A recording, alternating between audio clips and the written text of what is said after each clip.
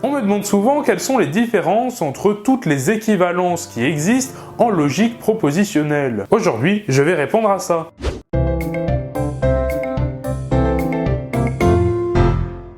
Salut, aujourd'hui je vais t'expliquer les différences entre ces 4 symboles qui se ressemblent, ça désigne à chaque fois des équivalences ou des égalités.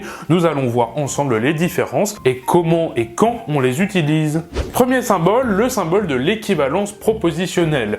Ce symbole s'utilise entre deux propositions, par exemple ici P et Q. On le lit P est équivalent à Q et ce truc-là, P est équivalent à Q, est aussi une proposition. Une proposition, pour rappel, c'est une phrase mathématique qui est soit vraie, soit fausse. Mais une proposition a une valeur de vérité fixée, c'est quelque chose de fixe. On prend une proposition, eh bien sa valeur de vérité, c'est vrai ou c'est faux. Il n'y a pas de « oh, peut-être que c'est vrai, peut-être que c'est faux, ça dépend de certaines variables ». Non, absolument pas. Soit c'est vrai, soit c'est faux. Et c'est ça la grosse différence qu'il y a entre les propositions et les formules propositionnelles que nous allons voir juste après. Le deuxième symbole, donc, c'est l'équivalence des formules propositionnelles. Ça, c'est un exemple de connecteur logique, c'est-à-dire une fonction qui prend en argument deux formules et qui renvoie une autre formule. Alors quand je parle de formule, c'est sous-entendu formule propositionnelle, évidemment. Donc je le répète, c'est un symbole qui s'utilise entre deux formules. Ça se lit phi équivalent à psi, et ça, c'est une formule aussi. La grosse différence qu'il y a entre les formules propositionnelles et les propositions,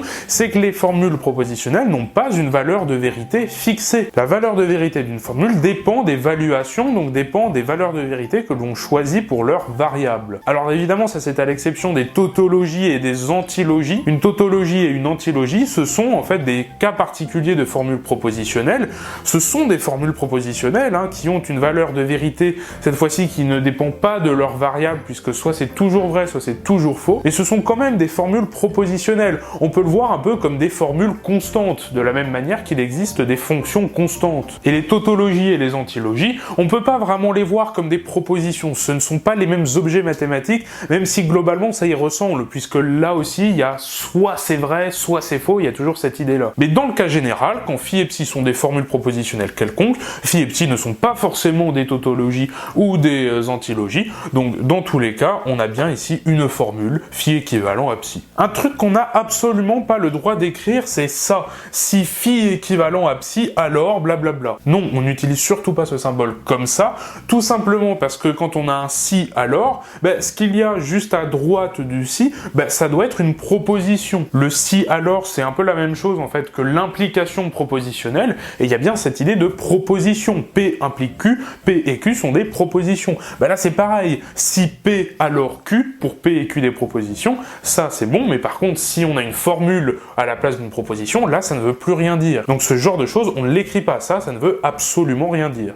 Le troisième symbole s'utilise lui aussi pour des formules, donc phi et psi sont des formules propositionnelles, toujours sous-entendu, et on le lit phi est équivalent à psi, et ça c'est une proposition, attention. Et en fait c'est ce qu'on appelle le symbole de l'équivalence sémantique ou de l'égalité sémantique, et il s'utilise pour dire que deux formules ont la même idée, si on veut. La sémantique, c'est ça, c'est l'idée qui est représentée. Par exemple, ici j'ai deux formules, non x ou y, ça c'est équivalent sémantiquement à x implique y. C'est-à-dire que derrière ces deux formules, il y a la même idée, il y a la même chose qui est représentée. En fait, quand on parle de la même idée, c'est-à-dire que les tables de vérité sont exactement les mêmes. Si effectivement on dresse la table de vérité de cette formule-là, en testant tous les cas possibles, x vrai, x faux, y vrai, y faux, eh bien on va avoir la même table, exactement la même table de vérité que la deuxième formule. On peut aussi le dire d'une autre façon, lorsque phi est équivalent à psi, ça veut dire que phi et psi ont les mêmes modèles, c'est-à-dire les mêmes valuations qui rendent ces formules-là vraies. Effectivement, si on regarde ici nos deux formules,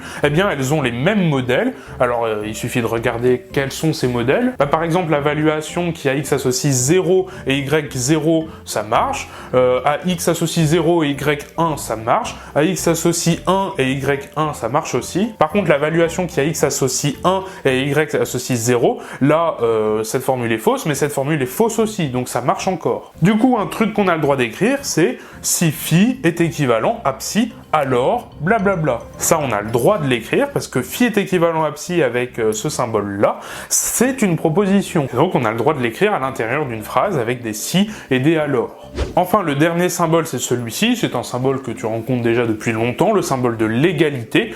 Donc, il s'utilise entre deux formules, phi et psi. Phi est égal à psi, c'est une proposition. Ça ressemble beaucoup au symbole juste avant, puisqu'on a aussi des formules et ça renvoie une proposition. Sauf que la grosse différence, c'est que là, on parle d'égalité ou d'équivalence syntaxique. Donc, ce symbole s'intéresse à la sémantique, donc à l'idée derrière les formules, alors que là, ce symbole-là est beaucoup plus strict. Il est beaucoup plus restrictif, c'est vraiment l'égalité syntaxique, c'est-à-dire avec la même syntaxe, avec exactement la même chose décrit. Donc par exemple, un truc qui est faux, eh bien c'est d'écrire que non x ou y, c'est égal à x implique y. Ça c'est faux, ce n'est pas une égalité syntaxique, puisque tu vois bien que à gauche et à droite, il n'y a pas la même chose décrit. Par contre, x et y, c'est égal à x et y. Là, il y a effectivement la même chose à gauche et à droite. Alors ce symbole d'égalité, évidemment, on l'utilise pas dans ce genre de cas, où on connaît à la fois tous les symboles à gauche et tous les symboles à droite. En général, ce symbole, on l'écrit pour définir une formule. On l'écrit, par exemple, pour définir phi. On peut dire phi est égal à x ou y, implique z, par exemple. Là, on peut l'utiliser quand même, ce symbole. C'est beaucoup plus logique. On peut l'utiliser aussi dans des tests pour dire, par exemple, est-ce que phi est égal à psi, par exemple. Ce genre de choses, on le voit écrit souvent. Bref, ce symbole de l'égalité, c'est peut-être même celui qu'on rencontre le plus, mais il faut quand même l'utiliser à bon escient et faire très attention de ne pas l'utiliser dans ce cas-là en rouge. Ce n'est pas la même chose, attention. Donc voilà, retiens bien les différences entre ces quatre symboles, c'est super important pour une question de rigueur. Surtout, le plus important, je pense, c'est quand même de retenir la différence entre les deux premiers, parce que vraiment, je vois souvent cette erreur de confondre les deux symboles ici. Ce n'est vraiment pas pareil. Là, on a vraiment affaire à des propositions, donc c'est-à-dire des choses qui sont vraies, mais de manière fixée, ou fausses de manière fixée aussi, alors que là, c'est un connecteur logique, c'est une fonction qui prend en argument deux formules et qui renvoie une formule, mais qui n'est ni vraie ni fausse. Voilà, c'est une formule qui dépend de certaines variables. Donc je le répète, si tu veux être le champion de la rigueur, fais très attention à tout ça.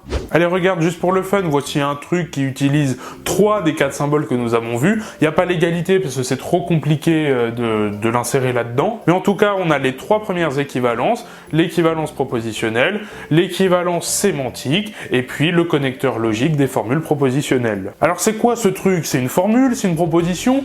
Pour ça, il faut regarder le symbole principal, c'est celui-ci. Ça prend en argument 2 propositions, et ça renvoie une proposition. Donc la totalité ici, c'est bien une proposition. Est-ce qu'en argument, à gauche et à droite, on a bien 2 propositions? Faut regarder.